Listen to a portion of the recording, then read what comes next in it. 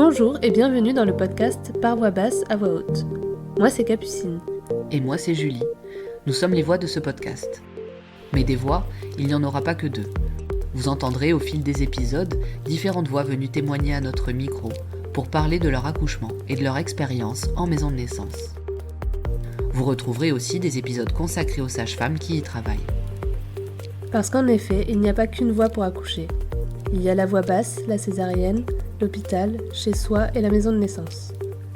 Ici, nous recueillons les récits de ces personnes, de ces couples, de ces familles ayant fait le choix d'accoucher en maison de naissance. Ce podcast est le premier à proposer cet espace de parole et nous espérons qu'il répondra à toutes vos interrogations à leur sujet. Alors cheminez à nos côtés vers votre plus belle rencontre. Bienvenue derrière les portes des maisons de naissance.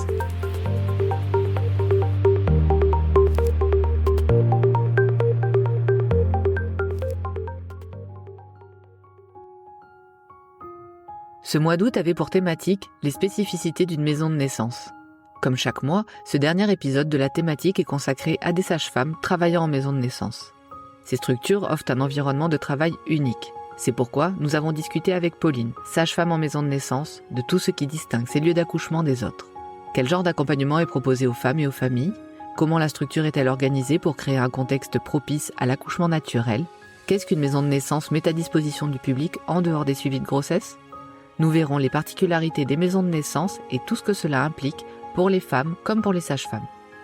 Aujourd'hui, Pauline nous parle de ce cadre de travail, du suivi de grossesse unique, de la première rencontre jusqu'au postpartum et bien au-delà encore.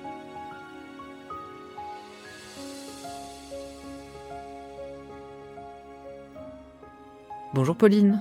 Bonjour Julie. Bonjour Pauline, merci d'avoir accepté de venir à notre micro pour discuter de la thématique du mois. Bonjour Capucine. On est ravis d'écouter ce que tu vas nous exposer aujourd'hui. Et pour commencer, comme avec toutes nos invitées, on va te demander de te présenter. Alors je m'appelle Pauline, j'ai 34 ans et j'habite à Célestat. Je suis sage-femme depuis 2014 et j'exerce dans la maison de naissance Manala à Célestat aussi. Je suis mariée et j'ai 2 enfants de 6 et 8 ans. D'accord, merci pour cette petite présentation. Et avant de rentrer dans le détail de ta vie professionnelle, est-ce que tu peux nous définir avec tes mots ce qu'est une maison de naissance ? Pour moi, une maison de naissance, c'est un endroit dans lequel on peut accoucher de manière physiologique et surtout avec une sage-femme qu'on connaît. D'accord. Écoute, maintenant, je vais laisser la parole à Capucine et vous allez pouvoir développer un petit peu plus ton parcours professionnel et nous expliquer les raisons de ton choix d'avoir voulu travailler dans une structure telle que les maisons de naissance. Et pour prendre tout début de ton chemin professionnel, est-ce que tu pourrais nous dire où tu as été formée et nous raconter un peu ton parcours ? Alors je suis allée dans l'école de sage-femme à Strasbourg. J'ai été diplômée en 2014, après avoir choisi le parcours de sage-femme après la première année de médecine. Et pour ce qui est de tes stages, est-ce que tu as eu l'occasion d'en faire à l'étranger ou tu as fait que des stages en France ? Est-ce que tu peux nous raconter un peu ça peut-être ? Oui, alors on avait l'occasion dans mon école de faire un stage partout en France ailleurs en 4e année sur 5 et j'ai pu aller à Paris dans la maternité de Robert Debré. Puis en dernière année, en 5e année, je suis allée en stage aux Pays-Bas. J'ai contacté une sage-femme libérale hollandaise, francophone, puisqu'elle était belge d'origine. Et avec une copine, on est allé chacune chez une sage-femme libérale aux Pays-Bas. Et j'avoue que c'est un des stages qui m'a orientée vers les maisons de naissance aussi et vers la physiologie. Dans ce stage-là, j'ai vraiment pu découvrir l'accompagnement global et la place des sages-femmes en première ligne, ils appellent ça. C'est-à-dire que chaque femme, chaque couple est orienté directement chez une sage-femme pendant la grossesse. Et c'est la sage-femme qui va après s'occuper de déterminer si jamais il y a une pathologie et de l'orienter vers un praticien de 2e ligne. Donc les sages-femmes ont une place presque plus centrale en fait qu'en France. La sage-femme va dans l'endroit dans lequel le couple a décidé d'accoucher. Donc que ce soit à la maison ou que ce soit en maison de naissance ou en hôtel de naissance. Et du coup, elle est vraiment adaptée, sauf bien sûr à toutes les situations pathologiques où là, la femme est envoyée à l'hôpital. Et elles peuvent suivre à l'hôpital aussi ou pas ? Alors ça dépend parce que en fait la sage-femme chez laquelle j'étais en stage, elle n'allait pas à l'hôpital. En fait, il y avait une formation supplémentaire nécessaire pour les sages-femmes qui exercent dans l'hôpital. Ok.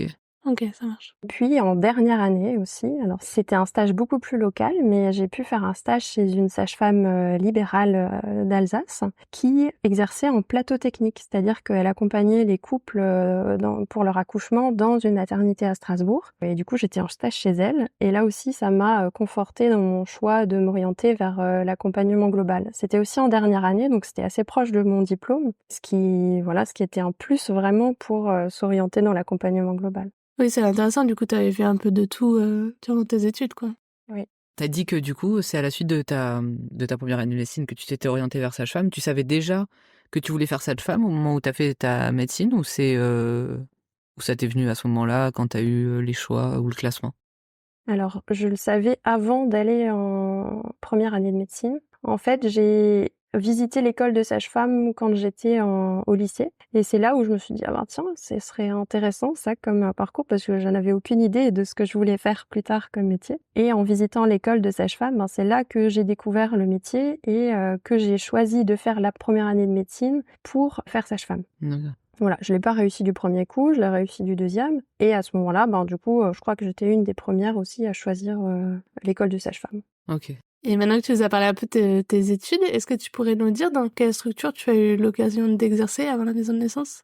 Alors en fait, en 2014, quand j'étais en fin d'études, et c'est là où j'ai fait mes stages aux Pays-Bas et puis en plateau technique, c'est à ce moment-là que s'est créé le groupe alsacien de sages-femmes qui étaient intéressées pour les maisons de naissance, puisque la loi des maisons de naissance datait de décembre 2013. Et donc du coup, j'ai rejoint directement ce petit groupe, directement à la fin de mes études. Et après, c'était une époque aussi où il n'y avait pas tellement de place pour travailler dans les hôpitaux.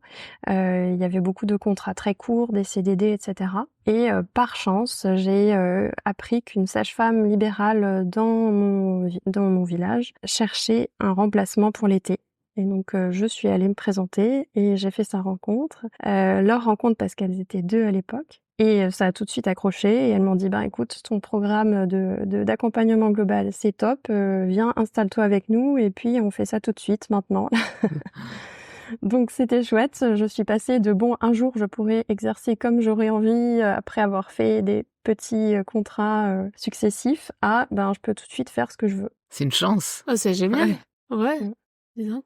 Et donc, en attendant que la maison de naissance n'ouvre, puisqu'en 2014, elle n'était pas encore ouverte, j'avais la chance d'être dans la ville justement où il y a le plateau technique dans la maternité qui était déjà ouvert par une autre sage-femme qui exerçait aussi en plateau technique. Donc, j'ai bénéficié de cette convention existante et j'ai pu accompagner quelques accouchements en plateau technique avant l'ouverture de Manala. Donc Manala qui a ouvert en 2016. Oui, il faut un minimum d'expérience pour entrer en maison de naissance ou pas forcément à Manala? Alors oui, il y avait déjà cette condition-là dans l'expérimentation. Alors le fait d'avoir exercé en plateau technique, ça me permettait d'avoir cette expérience récente. Et puis finalement, je sortais de l'école aussi pas très longtemps avant. Okay. Et certaines sages-femmes de l'équipe libérale là, de Manala qui ont justement fait quelques gardes en maternité parce qu'elles n'avaient pas eu d'accouchement depuis 10 ans, parce qu'elles étaient en libéral depuis longtemps, etc. Ça marche.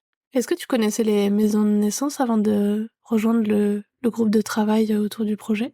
Alors je savais que ça existait à l'étranger, mais je ne savais pas que ça existait en France. Et puis finalement, j'étais quand même très jeune sage-femme, donc j'avais pas encore pu avoir toute l'expérience et j'avais pas fait forcément beaucoup de recherches, quoi. Maintenant, je savais que j'avais pas envie de travailler en maternité avec des gardes très chargés, avec parfois 2 ou 3 ou 4 patientes à s'occuper en même temps. Voilà, c'était pas trop mon kiff, quoi. Et ça l'est toujours pas.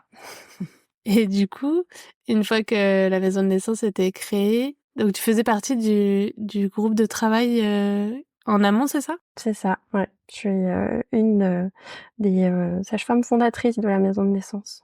Ah, c'est génial. Après, je ne sais pas d'où vient cette vocation parce que parfois on entend, voilà, c'est quelque chose que je veux faire depuis que je suis toute petite. Moi, c'est pas le cas.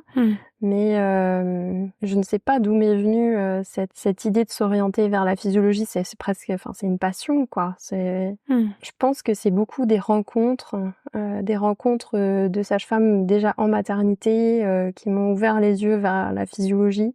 Et puis après, voilà, les différents stages dont j'ai parlé, les sages-femmes libérales. Oui. Moi, je me pose une question, du coup, c'est est-ce que tu aurais été prête à partir à l'étranger pour pouvoir pratiquer comme tu voulais? Vu que tu dis que tu jamais eu ce désir de pouvoir, de pratiquer en maternité, de cumuler les patientes, les gardes et cetera. Est-ce que, pour pouvoir pratiquer le métier de sage-femme comme tu l'aurais souhaité, s'il y avait pas eu cette opportunité de création de maison de naissance en France, tu aurais fait peut-être le choix de partir dans un pays, limitrophe, ou même plus loin? Alors je ne pense pas, parce que je suis une personne très casanière. Et j'aime bien ma région, j'aime bien ma petite ville, donc je pense pas que je serais partie à l'étranger. J'aurais certainement travaillé en maternité, plutôt dans une petite maternité que dans un gros niveau 3. J'aurais certainement, vécu plein de belles choses aussi, mais là, c'est vrai que les planètes étaient plutôt alignées pour, Oui, apparemment, aller vers là où j'avais envie d'aller. ouais, c'est bien. Et comment t'as trouvé le groupe de travail pour rejoindre cette maison de naissance en projet? Alors ça, c'est assez rigolo parce que dans ma promo, on était un petit groupe de 6 copines et en fait, dans ces 6 copines, presque toutes, on s'est intégrées à la maison de naissance. Donc il y avait à la fois les anciennes sages-femmes qui avaient déjà porté les projets de maison de naissance depuis plusieurs dizaines d'années. Et puis le petit noyau de jeunes diplômés qui étaient pro-physio et voilà. Donc c'est vraiment par le biais des copines. Ah tiens, t'as entendu qu'il y a un groupe de maisons de naissance qui se crée et tout, et donc on s'est intégrés comme ça. Ouais, je vois. Et maintenant qu'on a fait un peu le tour de ton parcours et de ton expérience professionnelle, on va parler de la thématique du mois qui, aujourd'hui, questionne un peu les spécificités des maisons de naissance. Alors pour commencer, on sait qu'en maison de naissance, vous, les sages-femmes, êtes responsables et assurez tout l'accompagnement médical nécessaire pour la grossesse, l'accouchement et le postpartum des femmes et des familles qui y sont suivies. Quelles sont les autres spécificités d'une maison de naissance qui se distinguent vraiment du cadre médical traditionnel qu'on peut retrouver dans les schémas de maternité, que ce soit dans une clinique ou un hôpital? Je dirais que la grosse différence, c'est vraiment de connaître la sage-femme qui est là le jour de l'accouchement et puis qui est, enfin, je dis la sage-femme, mais c'est plutôt souvent c'est le petit groupe de sages-femmes en fait, les 2 ou 3, parce que souvent en maison de naissance, on est organisé en binôme ou trinôme. Donc c'est de connaître ces sages-femmes qui seront là le jour de l'accouchement. Puis après, une grosse différence aussi, c'est notre formation. En général, on a fait une formation supplémentaire qui va concerner la physiologie, que ce soit pour le suivi de grossesse ou que ce soit aussi pour l'accouchement ou pour le postpartum. On est obligé de se former en plus pour pouvoir répondre à cette demande de physiologie, quoi. Alors, on espère bien sûr que par la suite, ce soit directement intégré dans les études, mais en tout cas, pour l'instant, nous, on avait besoin d'un bagage supplémentaire pour ça.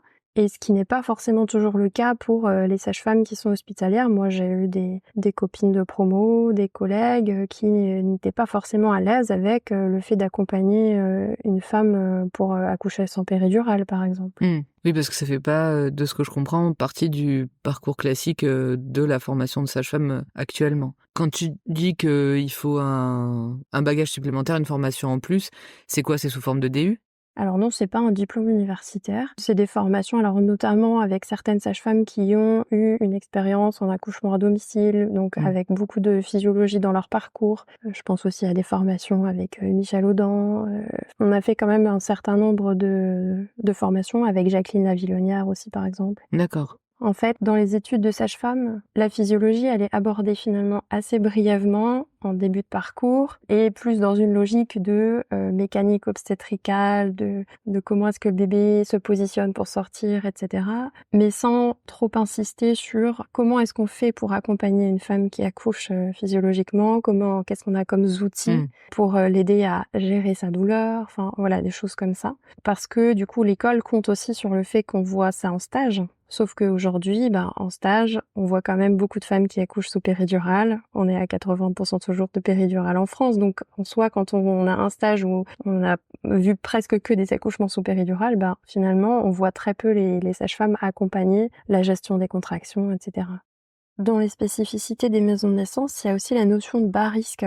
En fait, il y a une liste de contre-indications qui font qu'on peut ou surtout qu'on peut pas accoucher en maison de naissance. Donc, il y a par exemple le fait d'avoir déjà eu une césarienne, ou si c'est des jumeaux, ou si on a de l'hypertension pendant la grossesse, etc. Et notamment, cette question-là, elle est en train d'être traitée à la Haute Autorité de Santé, à la HAS, parce que c'est un sujet qui est pas forcément toujours évident pour toutes les maisons de naissance, où du coup ça peut aussi beaucoup dépendre de la maternité partenaire. Voilà, il y a des critères qui sont plutôt unanimes en fait partout, et puis il y en a d'autres qui sont un peu plus sujets aux personnalités, enfin quelque chose de plus personnel pour les maternités, quoi.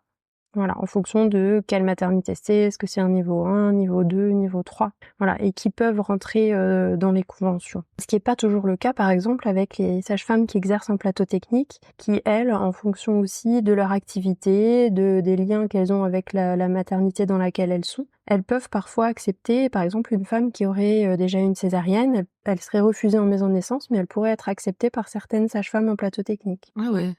Peut-être des sièges aussi ou des cas un peu de ce type? Alors les sièges, j'ai jamais entendu, mais effectivement, ça pourrait se questionner, quoi.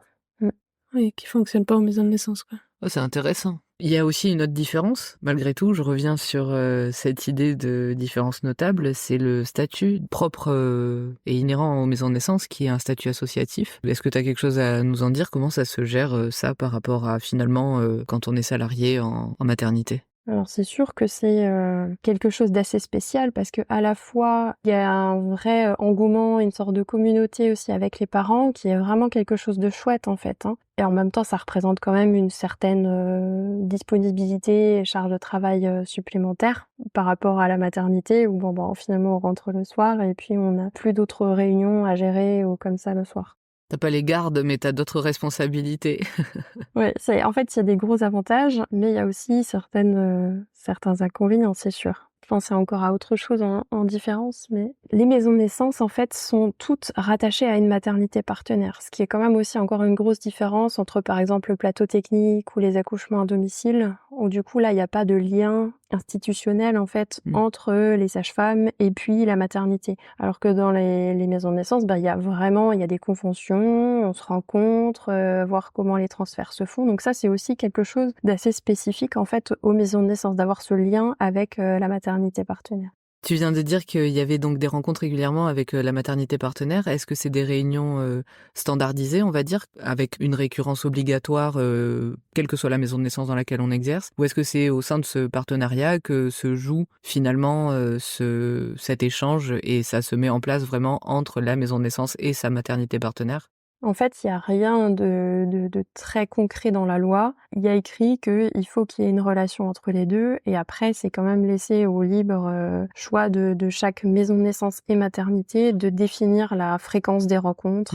Voilà, donc là, par exemple, pour nous, à Manala, ça va être entre 2-3 fois par an pour rediscuter de l'organisation, des transferts qui ont pu avoir lieu, par exemple. Il y a aussi, en fait, il y a des relations avec les équipes médicales, mais il y a aussi par exemple des relations avec les équipes administratives, une fois par an, des choses comme ça. D'accord. Écoute, merci pour toutes ces petites précisions, ça nous permet d'y voir un petit peu plus clair. Et maintenant, par rapport aux consultations qui se font en maison de naissance, on sait qu'elles durent en moyenne 1 heure, par tous les témoignages qu'on a eus, que ce soit des personnes qui ont été suivies en maison de naissance ou par les sages-femmes avec qui on a pu échanger. Et on se demandait pourquoi vous privilégiez des consultations plus longues que ce qui est habituellement proposé dans une maternité. Est-ce que c'est une particularité aussi qui est propre uniquement aux maisons de naissance, ou est-ce que ça peut se retrouver dans un autre contexte? Alors sur le temps de consultation, finalement, chaque sage-femme est quand même plutôt libre d'organiser comme elle le souhaite son temps de consultation. Par exemple, moi, je fais quand même des consultations un petit peu plus courtes qu'1 heure, ça peut être 40-45 minutes. En fait, on se rend compte que pendant les consultations, si ça dure un quart d'heure, on n'a pas le temps d'aborder toutes les choses qui vont rassurer les gens. Enfin, il y a vraiment besoin de prendre le temps, en fait, et que les gens se sentent écoutés. Donc je pense que c'est quelque chose d'assez partagé avec, en gros, quand même les sages-femmes libérales. Maintenant, on peut pas faire trop de généralité non plus, hein. Il y en a certaines qui vont avoir du temps de consultation plus court aussi, c'est vrai. Disons que dans la maternité, il y a le côté, il faut qu'il y ait tant et tant de consultations par heure. Il y a quand même une notion parfois de rentabilité, quoi. Oui, en fait, c'est inhérent à la structure. Vous avez un peu plus de liberté vu qu'en fait, finalement, vous êtes, les personnes qui géraient la structure. Vous pouvez adapter, finalement votre rythme, à votre besoin. En fait, en tant que sage-femme libérale, on est, notre propre patron, en fait. Mmh. On est chacune chef d'entreprise, donc en soi, on est assez libre sur, la manière dont on a envie d'organiser notre journée, le temps qu'on alloue à chaque consultation et cetera. Donc voilà, ça a des points positifs parce qu'effectivement, il y a une certaine liberté, mais par ailleurs, effectivement, si on a des temps de consultation trop longs vu que c'est à l'activité, beh, au final, il faut quand même qu'on puisse, vivre de ce qu'on fait, quoi. Oui, évidemment. Et par rapport à ce temps de consultation, est-ce que tu pourrais nous donner une idée, un peu brève, hein, en quelques mots, mais de comment se déroule une séance? Parce que donc tu parles du fait qu'il faut avoir, le temps de comprendre, ce qui se joue chez la famille qui est suivie. Est-ce que vous avez un schéma? Parce que au fil des épisodes, on a des choses qui reviennent, de manière récurrente, mais je suis curieuse de savoir, du point de vue sage-femme, est-ce que vous avez justement un petit process ou une façon, commune de gérer cette, consultation? C'est rigolo parce qu'en écoutant les podcasts, on retrouve aussi, parfois des patientes et on se dit: «Mais elles ont complètement oublié qu'on a fait ça, ça, ça, ça, ça». On a été peut-être même tellement discrètes qu'elles ont pas remarqué qu'on a fait quand même des gestes, médicaux. C'est rigolo, quoi. Ouais. Alors dans le procédé de la consultation, il y a une partie, quand même plutôt médicale où on doit prendre la tension, on écoute le cœur du bébé, on mesure, la hauteur de l'utérus, on voit la position aussi du bébé. Il y a aussi toute une partie de comment est-ce que la personne va, si elle a des questions, si elle a des interrogations ou des petits désagréments à certains moments de la grossesse. Il y a aussi un peu une partie administrative où on peut être amené à leur, rappeler un peu l'organisation, prendre rendez-vous pour les échos, pour, rendez-vous chez l'anesthésiste, voilà, préparer tel papier, administratif, la reconnaissance anticipée, la déclaration de grossesse. Voilà, donc il y a un petit peu différents temps, dans la consultation. Il y a aussi, prescrire les différents examens nécessaires, les prises de sang ou d'autres examens en fonction de la nécessité. Oui, ça nous donne du coup une autre vision, on va dire, du temps de la consultation. Mais c'est vrai qu'en fait, ce qui ressort et c'est assez intéressant, ce que tu viens de dire, c'est que c'est vrai que dans nos épisodes, en général, les personnes nous parlent beaucoup d'échanges et que c'est beaucoup de discussions.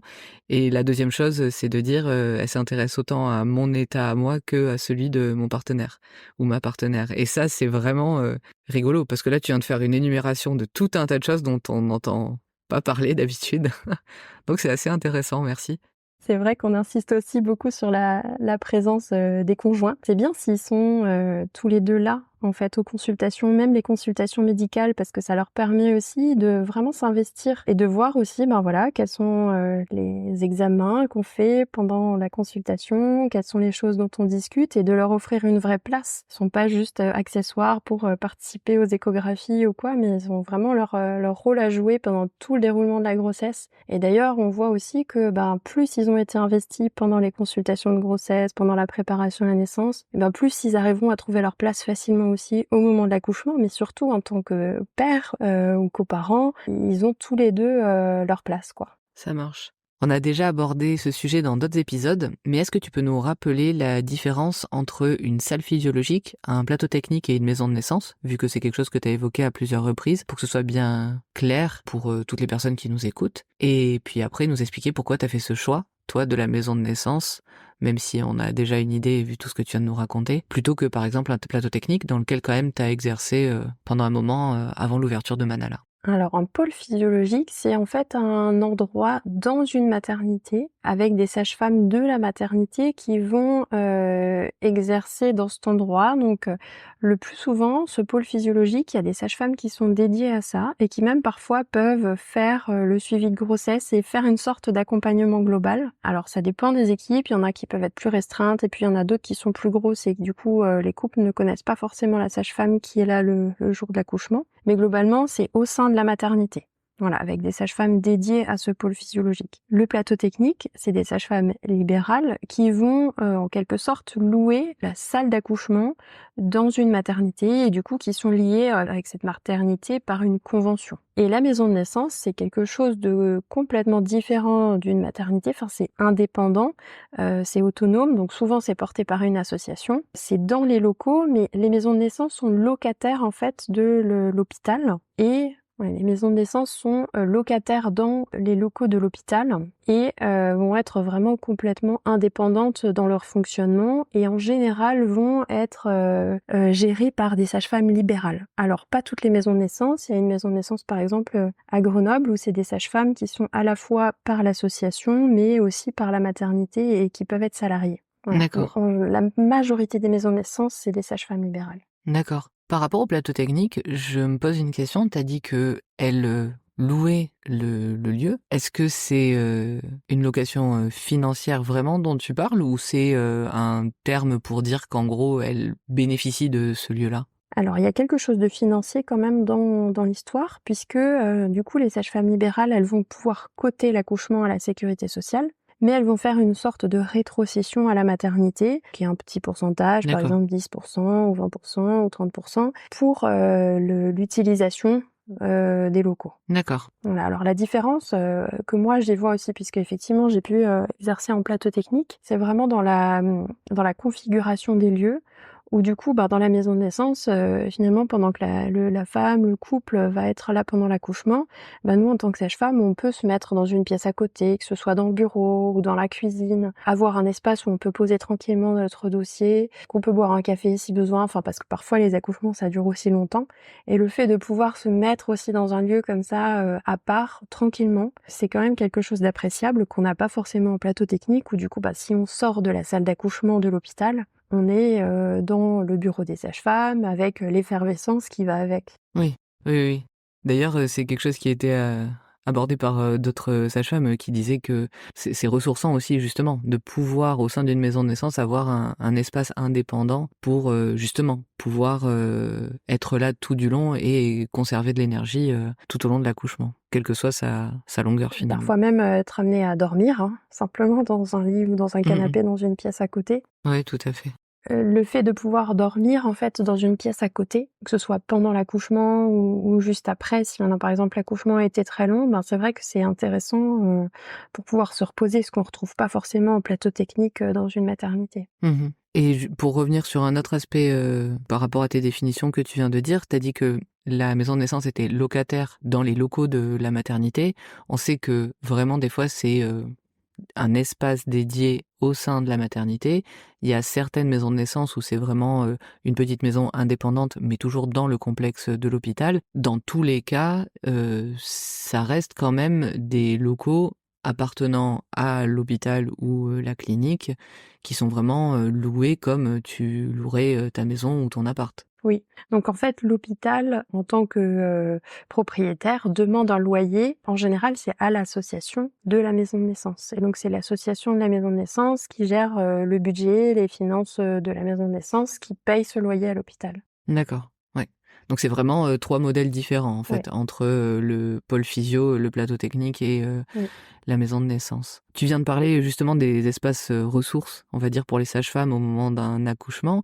On sait que c'est un lieu de travail un peu unique justement, avec une vraie cuisine, avec des chambres. C'est vraiment, comme tu dis, pas des bureaux dans lesquels il peut y avoir des effervescences quand tu es dans d'autres milieux. Qu'est-ce que tu peux nous dire de ces espaces de manière un petit peu plus approfondie peut-être, et surtout, qu'est-ce que ça apporte à ta pratique en général? Peut-être pas que au moment de l'accouchement. Ouais, le fait d'avoir en fait des locaux qui ressemblent à la maison ou même dans nos cabinets en fait, hein. On a souvent un lieu où on peut manger, faire une pause, boire un café. Souvent les gens quand ils rentrent, ils disent: «Ah tiens, ça ressemble en fait à la maison», où on a effectivement les chambres, la cuisine et cetera. Et même pour nous en fait, en tant que sage-femme, c'est très agréable d'être dans un lieu qui en général est quand même plutôt apaisant. En tout cas, c'est ce que moi je ressens à Manala. Quand on y rentre, on se sent pas du tout dans l'hôpital, on se sent comme dans un appartement chez soi à la maison, et ça, c'est vrai que le fait qu'il se soit calme, en tout cas pour moi, c'est appréciable. Mmh.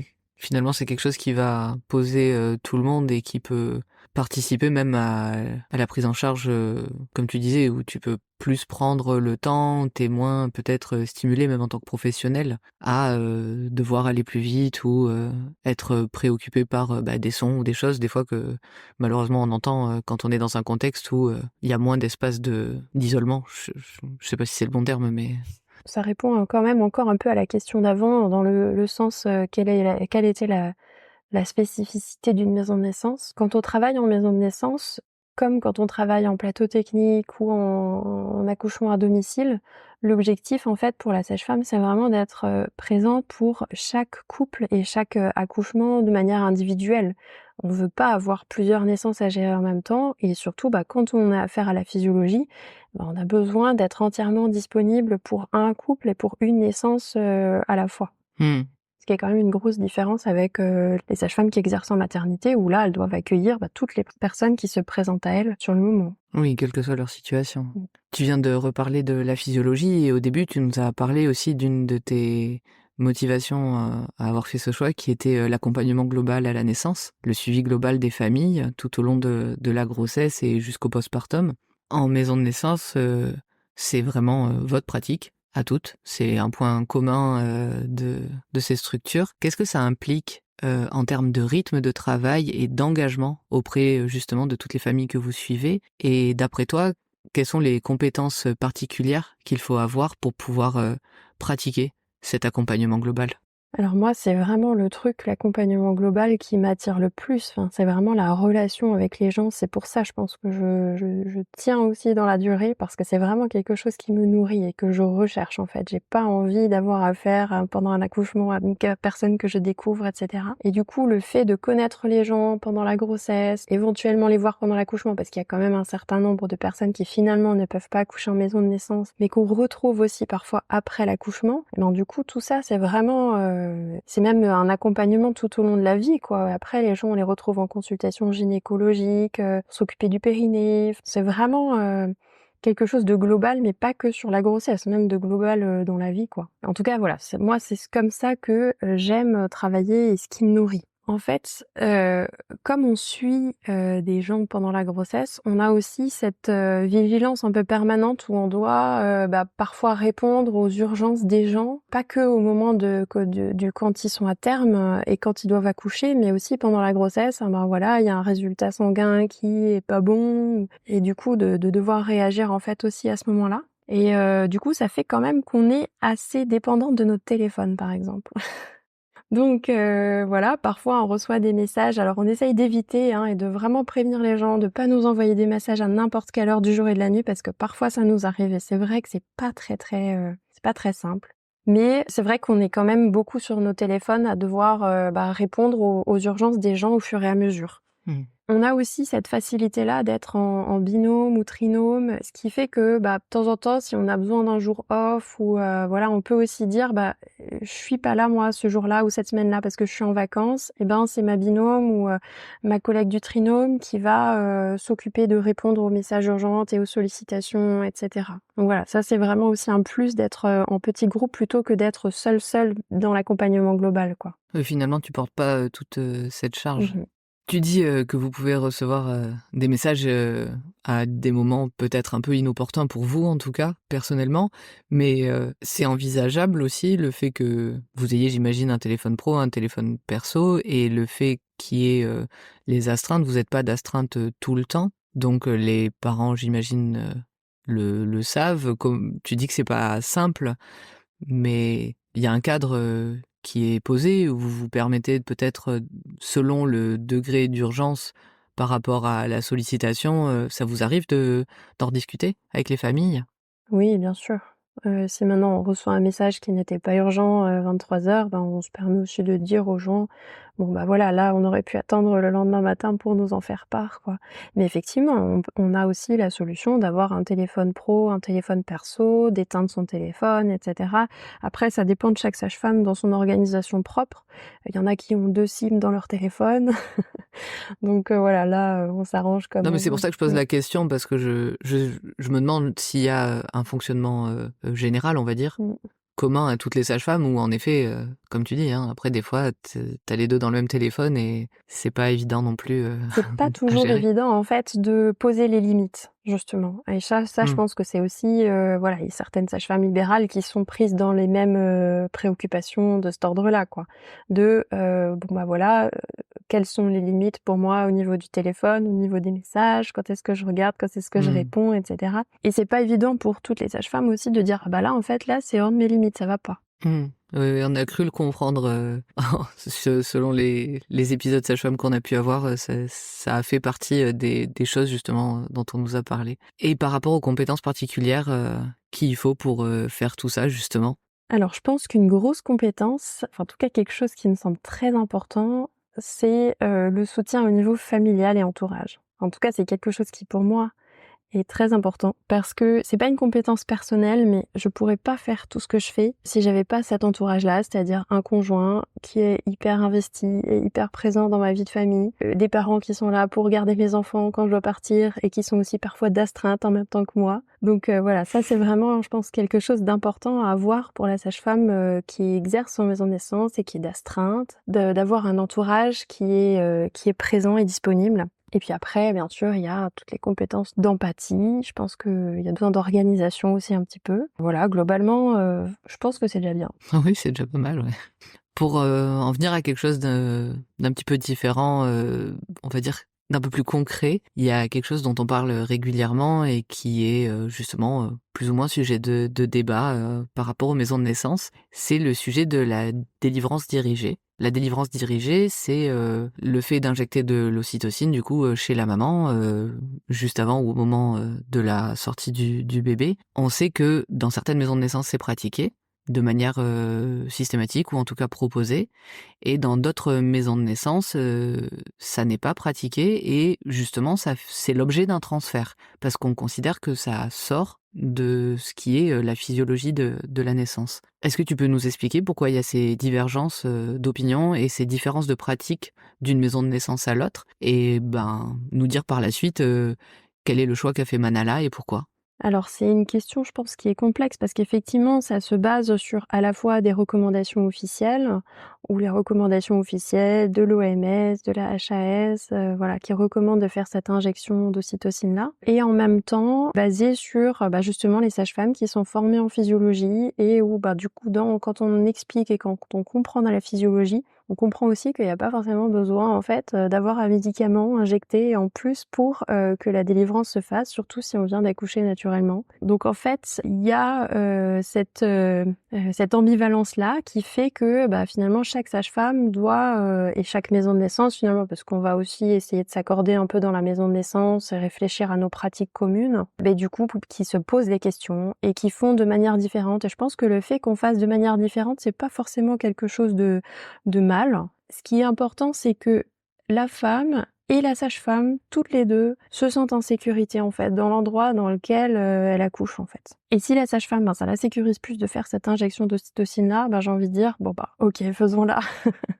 Donc bien sûr que ça dépend aussi beaucoup de notre formation, parce que dans notre formation, on nous dit, et on se pose même pas la question en fait, est-ce qu'il faut le faire, est-ce qu'il faut pas le faire. Ça va aussi parfois être basé sur des peurs. Donc du coup, ce qui serait intéressant aussi, c'est qu'on ait un petit peu plus de matière justement de matière scientifique. Parce que quand on va vraiment chercher dans le pourquoi du comment des recommandations officielles, on s'aperçoit que les études, elles ont été faites sur tous les accouchements globalement, par exemple sur le taux d'hémorragie, etc. Et donc du coup, on n'a pas tellement la notion de, ok, quand on est dans un cadre de physiologie, qu'est-ce qui se passe en termes de conséquences si on le fait ou si on le fait pas.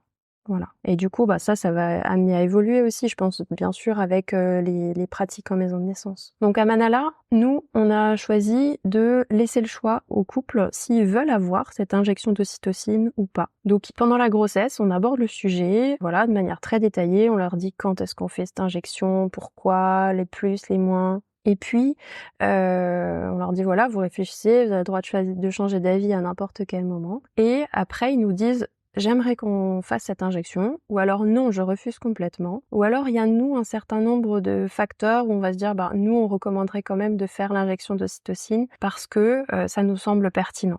Donc il y a des choses par exemple comme l'âge maternel, ou si on accouche dans la baignoire, ou si on a une hémoglobine un peu basse, des choses comme ça, qui peuvent faire que nous on va recommander cette injection. D'accord. Quand tu dis que les familles, ou en tout cas la personne enceinte peut changer d'avis à tout moment, est-ce que ça peut être jusqu'au moment, alors peut-être pas au moment de la sortie du bébé parce qu'elle est peut-être pas dans un état où elle va réfléchir à ce genre de choses, mais potentiellement, jusqu'au dernier moment, elle pourrait dire: «Ça me rassurerait, est-ce que vous pouvez le faire et vous avez de quoi le faire?» Oui, oui, oui. Ou même dans le sens inverse, elle le voulait et puis finalement elle le veut plus.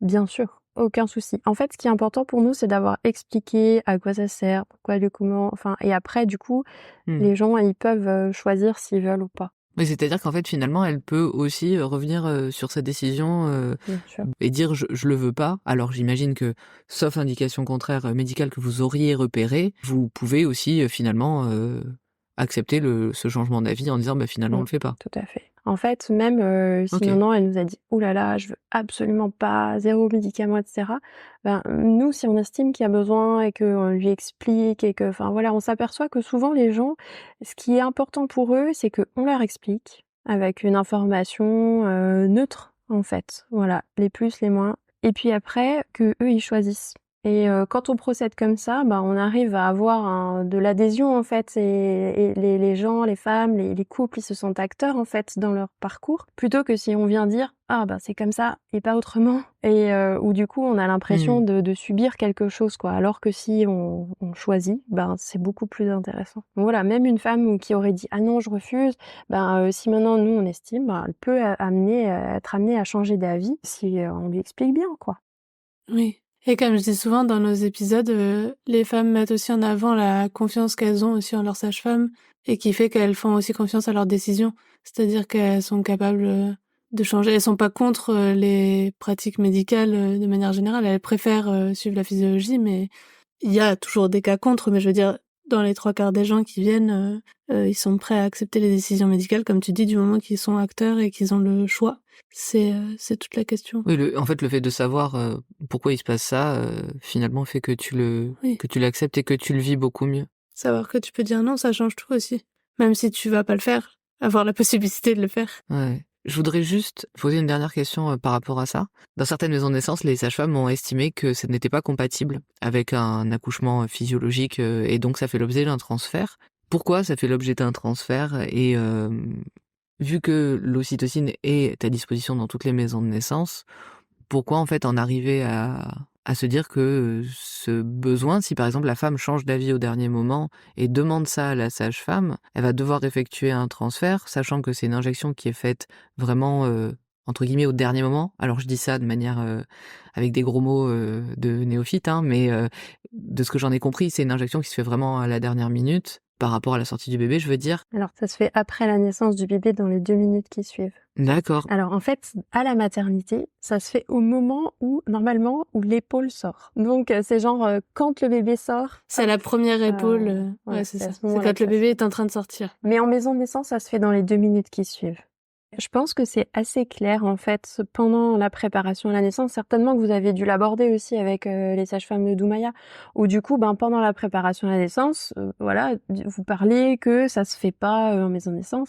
Et en fait, quand la femme elle va accoucher, juste au moment où le bébé sort, elle va pas se dire oh là finalement j'ai quand même envie d'avoir cette injection parce que c'est pas quelque chose que les femmes elles sont pas à ce moment-là dans j'ai besoin de ce médicament pour me sentir rassurée. Enfin parce que c'est quelque chose qui vient plutôt de notre part, en fait, cette injection d'ocytocine. Les femmes, souvent, elles se disent pas, mais moi, je vais pas être rassurée pour sortir mon placenta. Enfin, c'est vraiment quelque chose qui est apporté médicalement par les sages-femmes. En vrai, les femmes, elles se préoccupent Oui. pas de ça. Ah oui, non, non. Oui. Puis elles pensent pas au fait qu'elles vont devoir délivrer le placenta aussi la plupart du temps. Du coup, on a parlé du suivi, de la délivrance, et maintenant on va parler un peu plus de l'après. Et notamment, on a appris au fil des épisodes qu'on a pu enregistrer que la loi impose une surveillance de 2 heures minimum après la délivrance de la maman et du bébé, pour les risques d'hémorragie notamment. En moyenne, les familles rentrent à leur domicile entre 3 à 6 heures. Enfin, j'imagine que ça dépend pareil des maisons de naissance ou des cas. En tout cas, on sait qu'on ne séjourne pas sur place, qu'on ne dort pas à la maison de naissance, pas plus d'une nuit, parce que forcément, si on accouche au milieu de la nuit, c'est une autre histoire, mais dans l'idée, en tout cas, on ne séjourne pas comme à la maternité. Étant donné cette spécificité des maisons de naissance, est-ce que tu pourrais nous expliquer un peu pourquoi vous faites ce choix et pourquoi oui, c'est une spécificité des maisons de naissance? Alors à Manala, par exemple, en général, c'est 4 à 6 heures. sachant qu'on a fait le choix de minimum 4 heures après l'accouchement. C'est-à-dire que les gens, ils peuvent pas rentrer avant ces 4 heures-là. D'accord. Voilà. Mais en moyenne, c'est 4 à 6 heures. Ok. En fait, c'est organisé comme ça et ça a été réfléchi et voulu comme ça pour les maisons de naissance parce que on se dit, on veut faire un accouchement comme à la maison, sauf qu'on est dans un endroit qui est vraiment juste accolé à l'hôpital. Et en vrai, quand on accouche chez soi à la maison, on est directement chez soi à la maison. Donc voilà. Et puis en vrai, de toute façon, il n'y a pas l'espace, il n'y a pas la place. Je veux dire, c'est pas un service d'hospitalisation où on pourrait mettre des gens dans des chambres qui pourraient rester pendant 3 jours comme ça. Puis ils vont être vraiment beaucoup mieux chez eux en fait que dans un lit qui n'est pas le leur, quoi. Oui, c'est sûr. Voilà. Et après, du coup, il y a un suivi à la maison tous les jours, pendant les premiers jours. Puis après, on espace au fur et à mesure de besoin. Donc en général, il y a J0, J1, J2, J3. Puis après, ça peut être J4, J5, J7, J8. Et puis après, ça va être un peu plus vers J15 à peu près au cabinet, J15, J20, quoi. Oui. Et vous procédez comment s'il y a une famille qui, tout à coup, ne se sent pas de rentrer, a un peu peur peut-être de rentrer aussi vite parce qu'une fois que le bébé est là, finalement, c'est une autre réalité? Comment vous aménagez ça pour eux? Alors, c'est convenu en fait entre la maternité partenaire et nous qu'on fait pas de transfert de convenance, c'est-à-dire que les gens, si ils ont envie d'accoucher physiologiquement, mais ils ont quand même envie d'avoir le séjour en maternité de 3 jours classique, c'est pas possible parce que du coup, pour la maternité, c'est aussi difficile de coter ça en termes d'activité, etc. Et ils sont en vrai pas là juste pour faire d'hébergement, quoi. Donc en vrai, ça nous est, je crois, jamais arrivé en fait qu'il y ait des gens qui se disent je me sens pas de rentrer avec un petit bébé comme ça. On les prépare quand même, les gens aussi à finalement à rentrer chez eux juste après l'accouchement et que ce soit dans la préparation à la naissance parce que c'est un thème qui est abordé. Et bien sûr, on les invite aussi à lire des livres, écouter des podcasts. Voilà, pour qu'ils puissent se sentir rassurés et bien sûr aussi prévoir un soutien familial, amical, organisationnel pour après l'accouchement. Voilà. Oui, je vois. Et j'imagine que si on est bien préparé, cette question est vite éludée. On vient de parler du coup de la délivrance dirigée, de tout ce que ça pouvait impliquer en termes de choix, d'injection ou pas, comme tu le disais, de prévenance. Mais au niveau concret, il y a ce moment qui est la délivrance. Le placenta est expulsé par la mère. Et souvent, en maison de naissance, dans les récits qu'on a, et même du coup auprès des sages-femmes, on sait qu'il se pratique ce qui est communément appelé le clampage tardif du cordon, l'idée de laisser battre le plus longtemps possible le cordon. Alors c'est pas tout le temps le cas, ça peut être aussi à la demande des familles, pas des familles, etc. Qu'en est-il à Manala et pourquoi vous avez fait ce choix ou non de laisser battre le cordon le plus longtemps possible? Alors ce qu'on fait depuis un certain temps maintenant déjà, c'était pas le cas depuis le début parce que nos pratiques elles évoluent aussi. Mais en tout cas, depuis quand même un certain temps, ce qu'on fait, donc une fois que le placenta est sorti, donc le cordon est toujours relié en fait entre le bébé et le placenta. Donc la femme délivre alors qu'on n'a pas coupé le cordon. Et on emballe le placenta dans une alaise étanche qu'on va placer à côté de la femme. Et en fait, ce qui est intéressant, c'est peut-être de laisser aussi les parents dire « Ah bah tiens, on n'a pas coupé le cordon encore, voilà, qu'est-ce qu'il en est ?» Et effectivement, ça va plutôt partir de leur besoin de « Ok, maintenant on va pouvoir couper le cordon » et plutôt que ce soit nous qui arbitrairement, au bout de 10-15 minutes, proposions de le couper, quoi. D'accord. Voilà. Alors bien sûr, il bat pas pendant 2 heures, le cordon il cesse de battre au bout de entre 5 et 15 minutes en moyenne, mais voilà, du coup le placenta est placé à côté de la femme. Quand tu dis il arrête de battre 5 à 15 minutes, est-ce que c'est après l'expulsion du placenta ou après la naissance? Après la naissance. Donc potentiellement, une femme qui expulse son placenta 20-30 minutes après la naissance, le cordon a déjà cessé de battre finalement. Donc c'est vraiment, comme tu dis, l'idée de trouver le juste moment pour les parents de le couper en fait. Ça n'a plus d'intérêt particulier, en tout cas en termes de transmission d'oxygène, d'échange pour le bébé. En fait, il va y avoir différents temps. Il va y avoir le cordon qui va cesser de battre au bout de, en moyenne, 5 à 15 minutes après la naissance. Et puis, la femme se délivre, donc le placenta sort. Et à ce moment-là, le placenta est placé à côté d'elle. Et le coupage du cordon vient vraiment secondairement, c'est-à-dire presque 1 ou 2 heures après, voilà, quand les parents ont envie de le faire. Donc voilà, il y a quelque chose qui part de leur questionnement, de leurs besoins, quoi. D'accord. Tu nous as parlé du suivi à la maison et notamment tu parlais de la fréquence des visites. Est-ce que tu pourrais nous expliquer un peu plus ce suivi à domicile, ce que vous faites pour les parents et les particularités de ce suivi postpartum proposé par la maison de naissance? Oui, alors quand on passe une fois par jour au début, donc il va y avoir en fait une préoccupation à la fois pour le bébé, mais pas que, ça va être aussi pour les parents, donc pour la femme, pour l'homme, voir comment est-ce que tout le monde va ensemble. Donc bien sûr, il y a quelques aspects médicaux, s'assurer que la femme ne fasse pas d'hémorragie ou d'infection ou de choses comme ça. Donc ça peut être différents examens, donc de l'observation, mais aussi prendre la tension par exemple, voir si l'utérus se contracte bien, des choses comme ça. Et puis, pour le bébé aussi, quelques aspects, un peu plus techniques du genre le peser, voir combien il y a de pipi, de caca, d'alimentation, voilà. Et puis bien sûr après, répondre aux questions des parents. Ce qui est intéressant, c'est qu'on va aussi à chaque fois demander comment ça s'est passé jusque-là, donc depuis hier par exemple, voilà, combien de fois le bébé a mangé, comment ça s'est passé. Et puis on va aussi, voir avec eux qu'est-ce qu'on attend, d'ici demain. Donc le bébé, combien de fois est-ce qu'il devrait manger, enfin les paramètres qui vont être rassurants, les autres qui peuvent être inquiétants, pour qu'eux, ils aient aussi des repères et qu'ils se sentent, rassurés d'être seuls entre nos 2 visites, quoi. Souvent, c'est des visites qui durent, 1 heure, hein, voilà, 45 minutes, 1 heure en fonction, de la visite. Donc c'est un temps qui est quand même, plutôt long. Voilà, on va Hmm. aussi par exemple, faire, la prise de sang du bébé, voir le premier bain. Souvent on attend une semaine en fait, que le bébé ait une semaine avant de faire le 1er bain et c'est pas nous qui faisons, c'est, les parents qui font et nous on accompagne. On leur donne les petites astuces et cetera pour qu'ils se sentent à l'aise pour le faire eux-mêmes. Mais on Hmm. reste à côté d'eux, voilà et comme ça on les accompagne. Ça marche, merci. Tout à l'heure, un peu plus tôt dans l'interview, tu nous parlais des plateaux techniques et du fait que c'était une sage-femme libérale qui venait particulièrement dans une salle de la maternité pour aider le couple à accoucher de son enfant. Qu'en est-il du plateau technique? Est-ce que les familles séjournent à la maternité ou est-ce que les familles rentrent chez elles comme dans les maisons de Ça naissance? dépend beaucoup des plateaux techniques et des sages-femmes libérales aussi, des conventions et de ce qui est faisable en termes de maternité. Il y a certaines maternités qui ne veulent pas prendre la responsabilité de laisser sortir les gens en sortie précoce. Et du coup, pour les familles, ça va être compliqué de sortir avant un certain timing. Souvent, c'est 48 heures.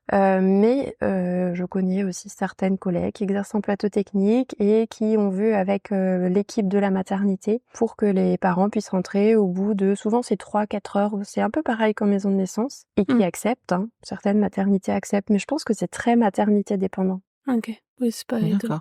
Puisque c'est aussi une convention comme les maisons de naissance avec les maternités, donc c'est une question d'accord ensemble, quoi. Tout à l'heure, tu nous parlais du lien aux familles que vous pouvez avoir, vous en tant que sage-femme de maison de naissance, un lien assez particulier et un cadre un peu unique, comme tu disais.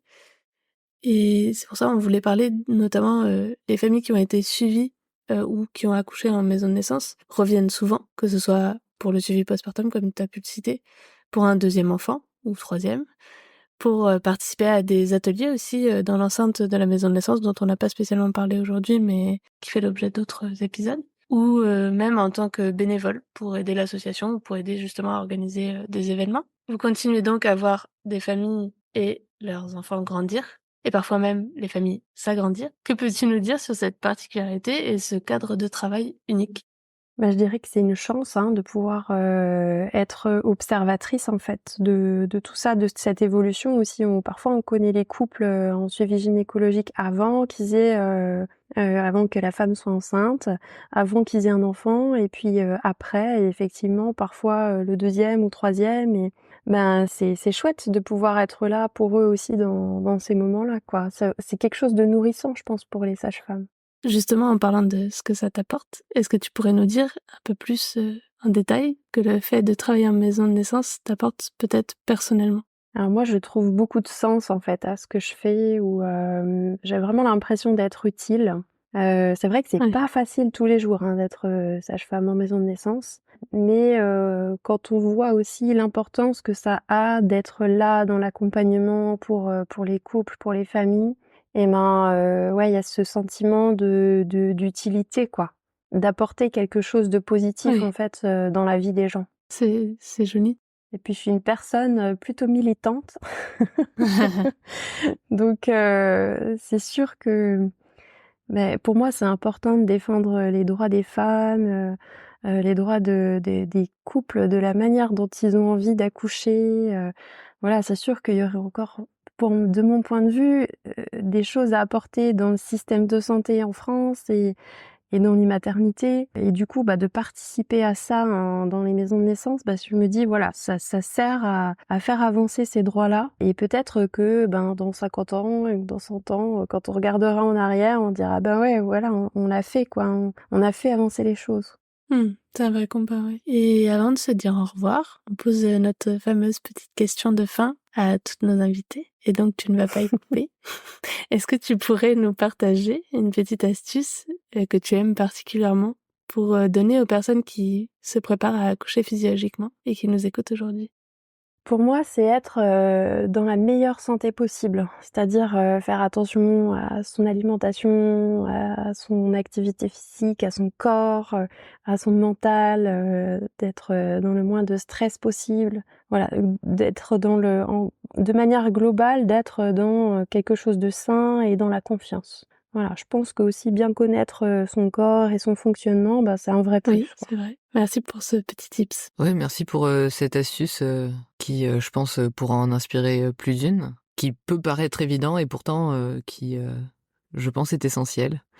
Merci aussi d'avoir passé tout ce moment avec nous, de nous avoir partagé toute ton expérience. On espère que les auditeurs et toutes les auditrices qui souhaitent accoucher physiologiquement ou en tout cas en maison de naissance auront mieux compris les nuances justement entre les différents lieux qui proposent des accompagnements physiologiques et du coup spécifiquement ce qui caractérise les maisons de naissance et ce qu'on peut y trouver pour une grossesse, pour un accouchement et comme tu dis finalement un suivi qui se fait tout au long d'une vie.